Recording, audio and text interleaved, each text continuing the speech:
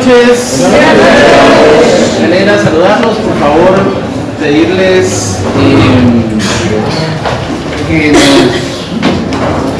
nos concentremos, hagamos silencio para poder avanzar con el contenido de la clase del día de hoy. Decirles que me imagino que ya vieron, sus notas están publicadas, vimos buenas notas, me alegra saber. Miren, me alegra saber que le pusieron empeño a la lectura, porque yo sí tengo la claridad de que si algo hay que recuperar en la facultad es el hábito de la lectura. Y honestamente, en los años de la universidad virtual, ese fue un tema que se descuidó mucho, porque era imposible hacer este tipo de ejercicios. Así que, qué bueno por ustedes, qué bueno por la universidad, que vayamos retomando este hábito. En el siguiente semestre, para quienes vayan a seguir en la sección donde yo doy sociología, y también ahí aumentamos más la cantidad de libros, pero igualmente son positivos porque la idea es que nos vayan sumando al acervo cultural y también a darnos criterio respecto de lo que pasa en el país y para el ejercicio propiamente de la profesión. Fíjense ustedes que en la actualidad, hace 10 años criticaba mucho a la Universidad de San Carlos por la cantidad de gente que egresaba. Hace 10 años decían que la USAC era una fábrica de abogados porque todo el mundo se graduaba por compadrazgos. Ahora las críticas no solo son para San Carlos, sino también para un grupo de universidades privadas que han hecho, digamos, programas para graduar abogados amigables, económicos, y eso ha generado obviamente el número de colegiados en los últimos años haya aumentado exponencialmente. Eso tiene un efecto, digamos, si todos los egresados tuvieran las competencias y las calidades para poder ejercer la profesión, pues creo que elevaría el estándar porque obligaría a todos, aún ya graduados, a mantenerse en constante actualización, porque ya sería una competencia no por notas, sino una competencia por trabajo, por ser el mejor, por estar dentro del grupo de los más capacitados y poder prestar servicios de mejor manera. Pero la verdad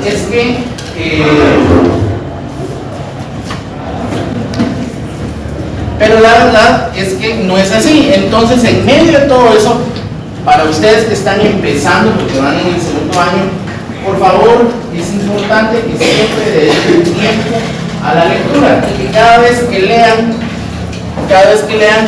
piensen siempre en fomentar el criterio propio para resolver problemas. Miren, no pierdan de vista que el abogado al final es abogado porque es contratado, bien sea por una institución pública, por una institución privada o por un cliente en particular, para resolver problemas. Y entonces el proceso de resolver problemas implica básicamente el que lo hagan con un criterio. Menciono esto porque el tema de hoy, según el programa, es un tema que se va a ajustar muy bien a los acontecimientos nacionales y que nos van a servir los acontecimientos nacionales para poder desarrollar el punto justo del programa del día de hoy. Pero antes de entrar al programa, tengo, por favor, está Enrique Antillón González. Es usted, va. Entonces usted se va a quedar después de la clase porque una vez le hago el examen, que es el único extemporáneo que tengo. Y tengo una solicitud de revisión de examen. Luis Fernando Sierra, también se queda al final, y lo vemos. Y el día miércoles, de todos modos, resuelvo el examen así en público para todos, para que lo tengamos claro. Bueno, estamos ubicados en el programa de estudios, por favor. Vamos al programa de estudios del día de hoy.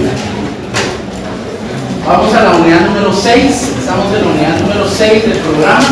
Recuerden que para efectos de el examen final nos vamos a concentrar en la unidad 6 y la unidad 7.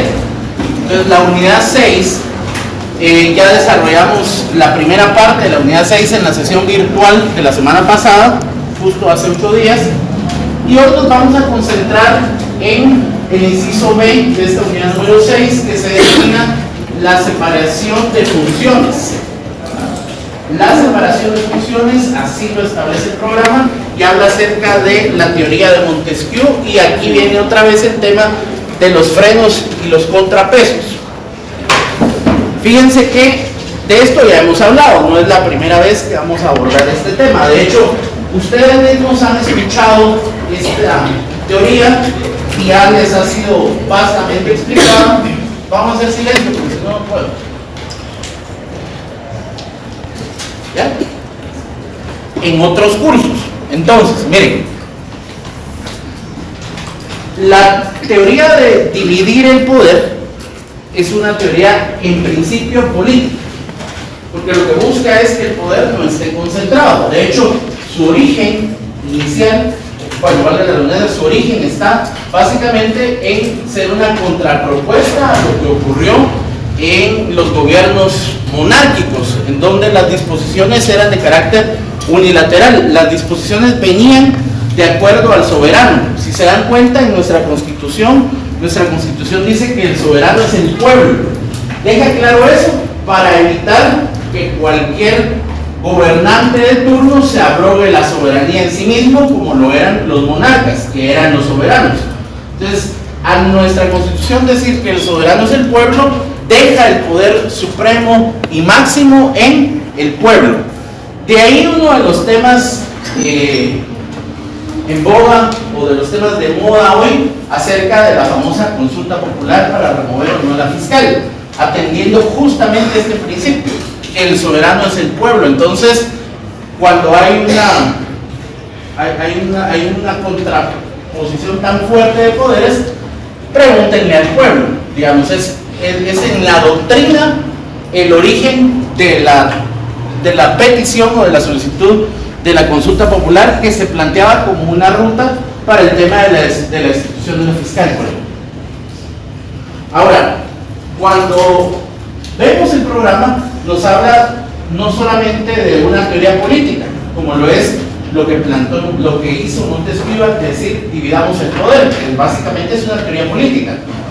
También el programa nos está hablando acerca de una división o una desconcentración de carácter administrativa. Es decir, los poderes están divididos, pero también existe una desconcentración administrativa al interno de cada poder.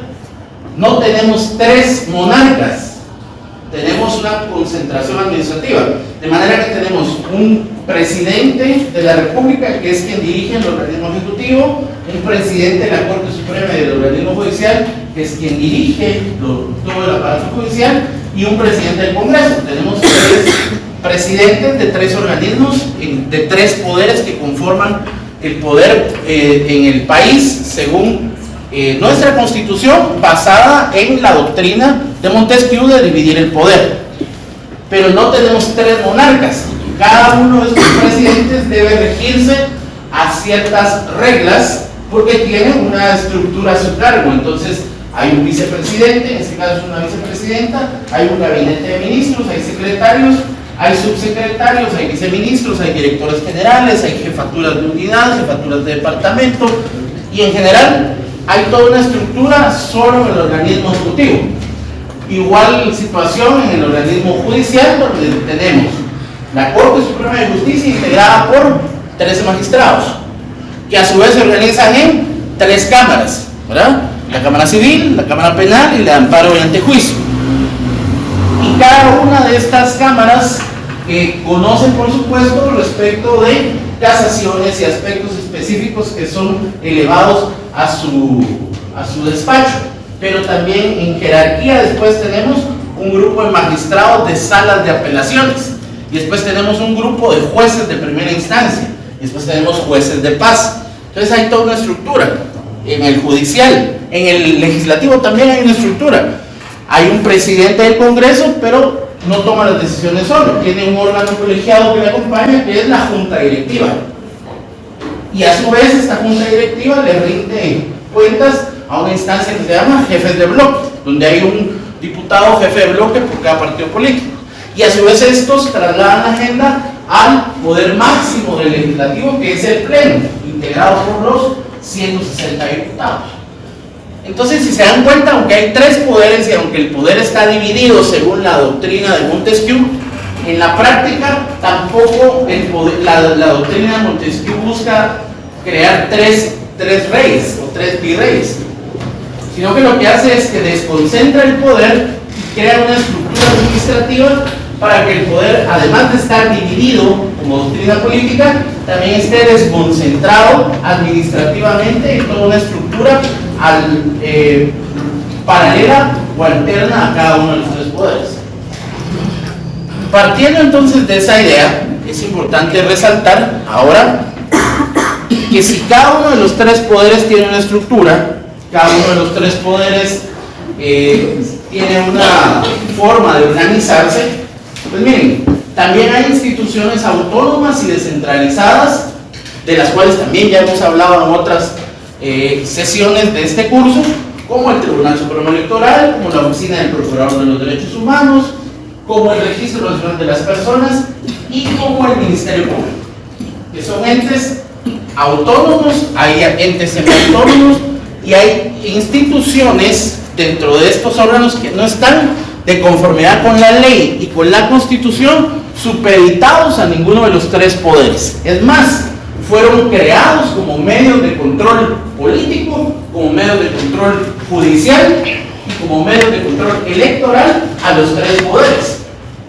Por ejemplo, la Contraloría General de Cuentas es una instancia que fue creada como un medio de control administrativo a todo el Estado.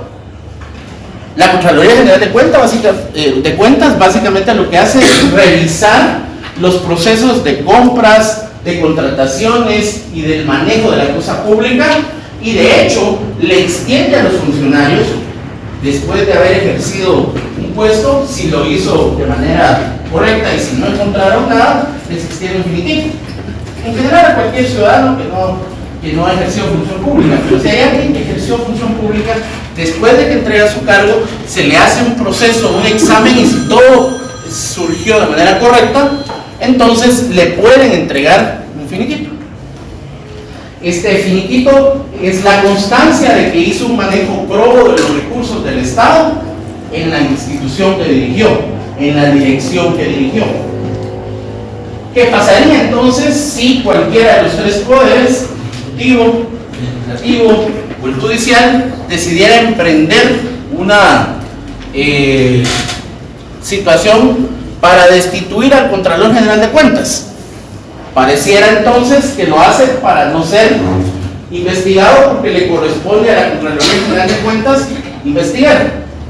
Y eso es lo que crea la suspicacia cuando pasa lo que estamos viendo ahora, por ejemplo, con el MP. Y aunque hay temas previos a la elección que todo el mundo conoce, debemos siempre practicar el examen desde el punto de vista de la doctrina, de la teoría y del deber ser, porque en el ser todos, absolutamente todos los actores en nuestro esquema social, naturalmente, y en el esquema guatemalteco tendrán sus pros y sus contras. Y en el esquema del deber ser, el Ministerio Público, por ejemplo, es una institución que fue creada a través de una reforma a la Constitución. Cuando ustedes llevan un curso de Derecho Constitucional, recordarán que hay una parte dogmática de la Constitución y hay una parte orgánica de la Constitución. Una parte orgánica donde se desglosa toda la estructura del Estado. En la primera versión de la Constitución se tenían las funciones de la Procuraduría General de la Nación y del Ministerio Público unidas.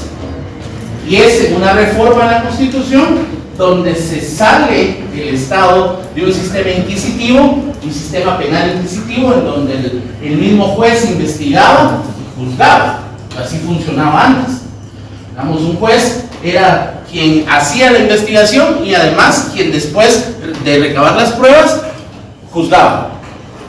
Entonces, cuando Guatemala da el salto de ese sistema inquisitivo, de ese sistema penal inquisitivo, a un sistema penal acusatorio, que es el que tenemos ahora, divide las funciones de la Procuraduría General de la Nación y las funciones del Ministerio Público. Y entonces dice: el Ministerio Público es el ente encargado de la persecución penal y es el ente encargado de darle, de hacer la investigación, y tiene el monopolio, dice, de la investigación penal en Guatemala. Y subrayamos esa parte del monopolio porque entonces no hay opción de que ninguna otra institución pueda realizar investigaciones con carácter penal en el país. Hay otras instituciones que pueden generar investigaciones de carácter administrativo, pero en materia penal exclusivamente el Ministerio Público.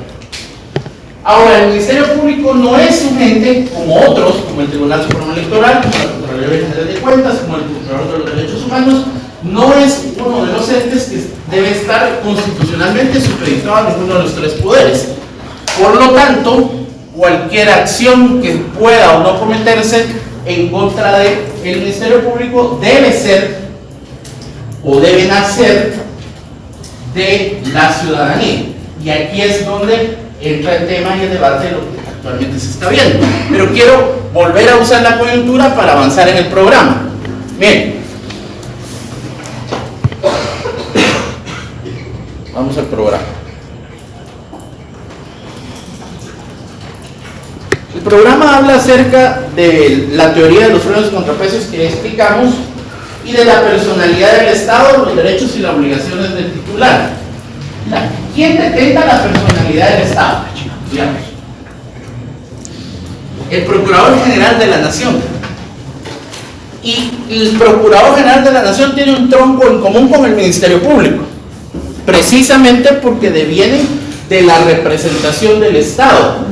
El Procurador General de la Nación, o la Procuraduría General de la Nación, representa los intereses del Estado, es el abogado del Estado, pero además de aquellas personas que han sido civilmente declarados incapaces.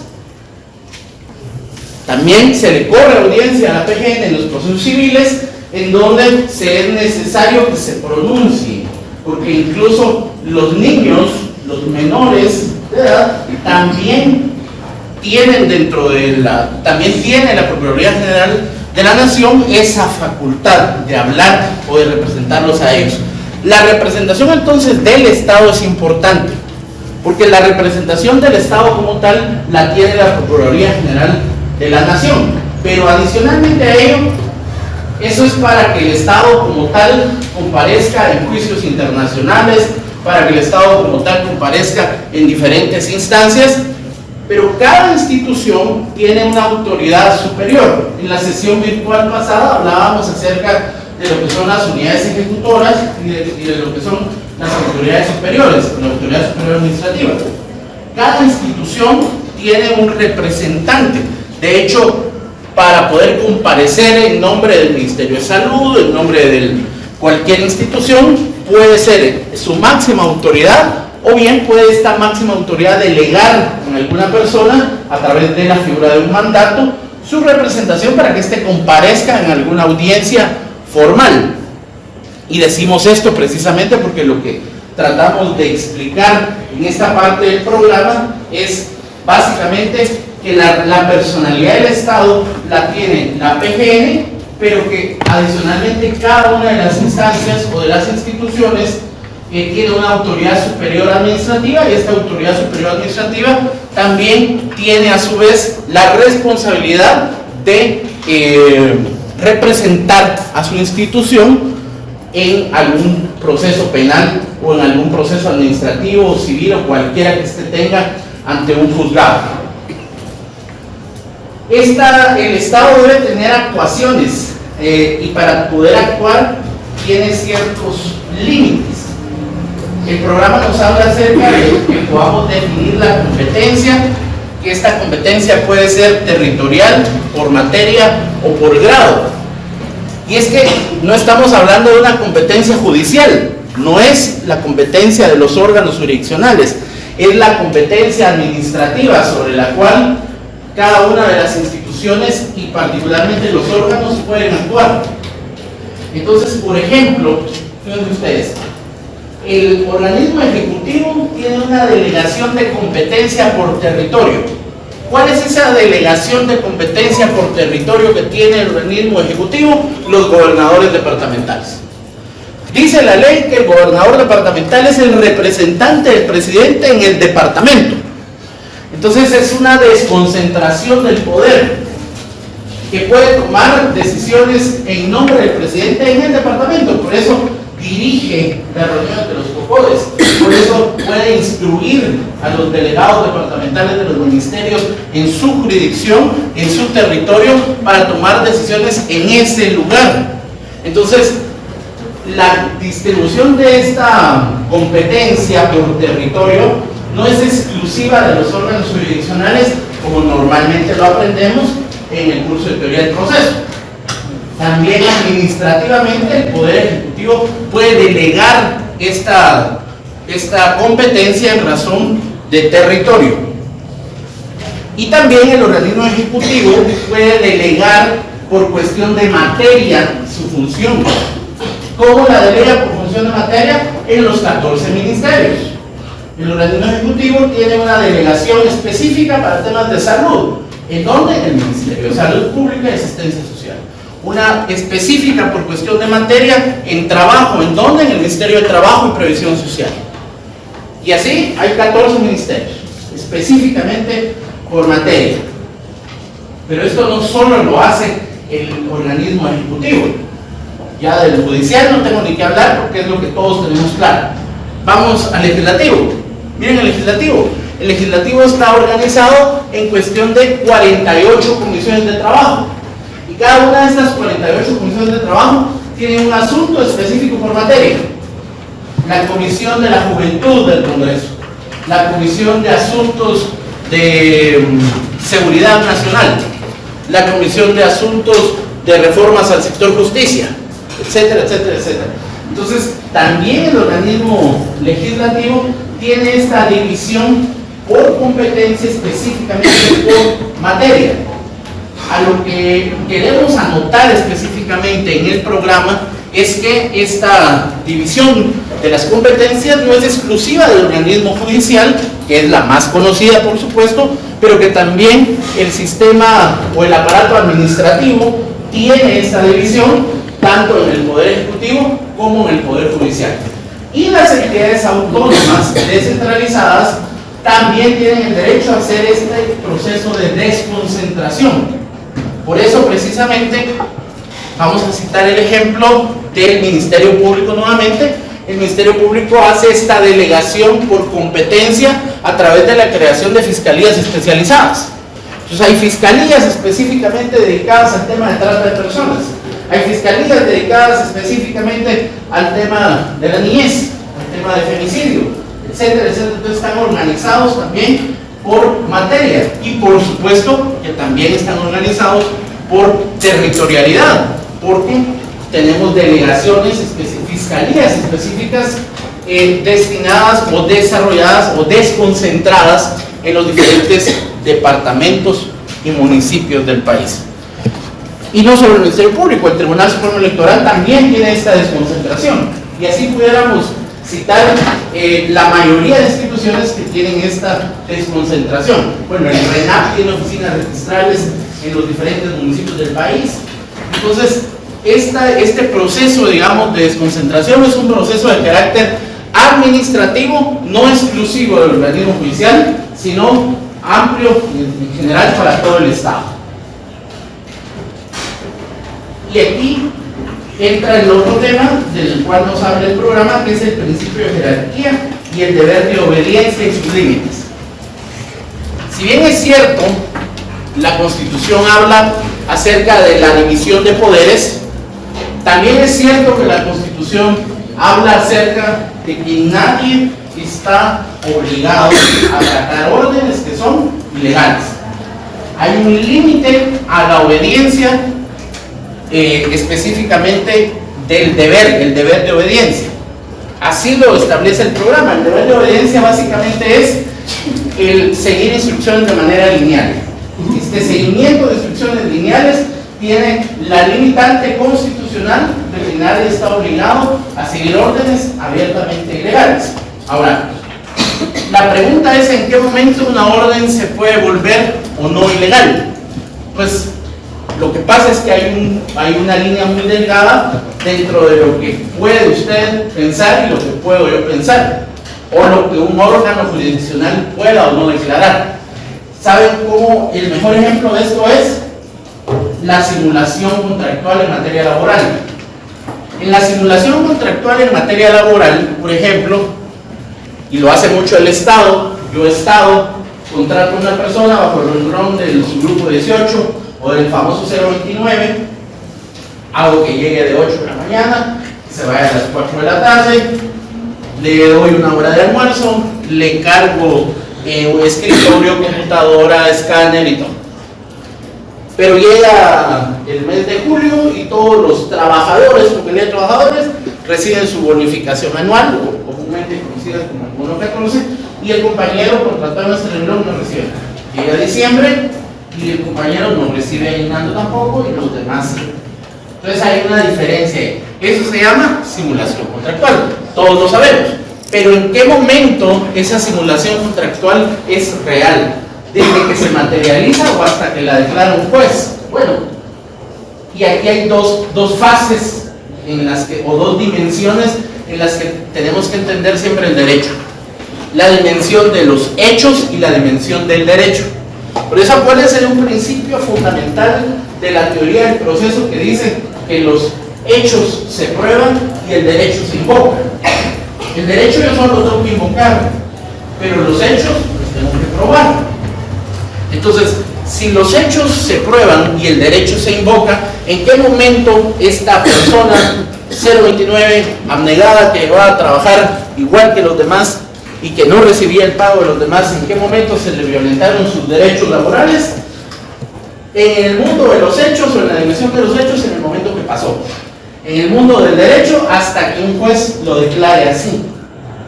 ¿Ya? Por eso es que, digamos, las reinstalaciones hay que promoverlas, pero no tienen plena validez hasta que no haya una sentencia debidamente firme y ejecutoriada que diga, en efecto, a don Juanito Pérez, el Ministerio de Salud le vulneró su derecho porque fue una simulación por 20 años. Se ordena el pago de salarios caídos, se ordena el pago de etcétera, etcétera, etcétera. Hasta que haya una sentencia, se empalma las dos dimensiones, la dimensión del hecho, de los hechos y la dimensión del derecho. Entonces, ojo, los hechos deben probarse y el derecho solo se invoca. Entonces, ¿qué hago yo como Juan Pérez, que vulneraron mis derechos constantemente por 20 años en una simulación contractual? Acudo a un órgano jurisdiccional y pruebo los hechos. Hechos que deben probarse. Por eso es lo delicado de las redes sociales hoy en día, en donde todo se da por sentado antes de que los hechos se prueben. Y confundimos, y la ciudadanía confunde el invocar un derecho con probar los hechos. Porque es que las sentencias judiciales son para eso. Son para que una persona que se haya sentido violentada en sus garantías constitucionales o en algún derecho humano, invoque el derecho frente a un órgano jurisdiccional, pero en paralelo pruebe los hechos. Porque invocar el derecho lo podemos hacer todos. Leemos un artículo y si son buenos oradores lo gritan, pero eso no quiere decir que eso sea verdad. Hay que probar los hechos. Entonces, cuando se alinean las dos dimensiones, yo puedo probar los hechos que encuadran en lo que dice la norma jurídica o el derecho, entonces eso produce una sentencia que le da carácter obligatorio y que hace que el Ministerio de Salud le pague a esta persona a la que le simuló contractualmente una relación laboral. Pero eso se materializa hasta que hay una sentencia. En tanto no haya una sentencia, aunque él lo sepa, aunque él sepa que fue así, si no tiene la sentencia todavía, no lo puede reclamar hasta que esté la sentencia. Y eso precisamente nos lleva a los principios constitucionales de la presunción de inocencia, de respetar el debido proceso y en general de las garantías constitucionales establecidas. Entonces, acá desarrollamos del inciso B al inciso D de este punto 2 del programa. El calor está terrible. No sé si alguien tiene alguna duda antes de quedarme solo con las dos personas. Solo por grado. Vamos a hacer silencio.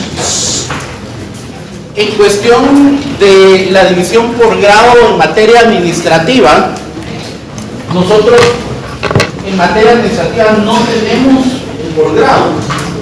Cuando el programa nos habla de esta división, nos habla de los tres poderes: ejecutivo, legislativo, judicial. La división por grado es exclusiva del judicial. ¿Por qué? Porque en materia judicial usted puede apelar. Usted tiene primera instancia, tiene segunda instancia, tiene casación. No le digo amparo, pero amparo no es instancia, pero lo tiene hasta casación. Y en materia administrativa usted tiene solo dos niveles. Ojo, porque la pregunta es muy buena. En materia administrativa por grado usted solo tiene dos niveles. Usted se puede oponer a una decisión administrativa y hay dos recursos. El recurso precisamente que usted va a usar es el de reposición o el de revocatoria. Eso es parte del curso que van a llevar más adelante de Derecho Administrativo. Pero no hace grado, porque al final lo único que hace ahí es oponerse a una disposición, pero contra eso solo le queda la acción al parte. Entonces no tiene cómo subir. Por eso en materia administrativa no tenemos grado, en materia judicial sí. Bueno. No en el caso, pero ya en el tercer proceso también la lectura. No, la lectura ya.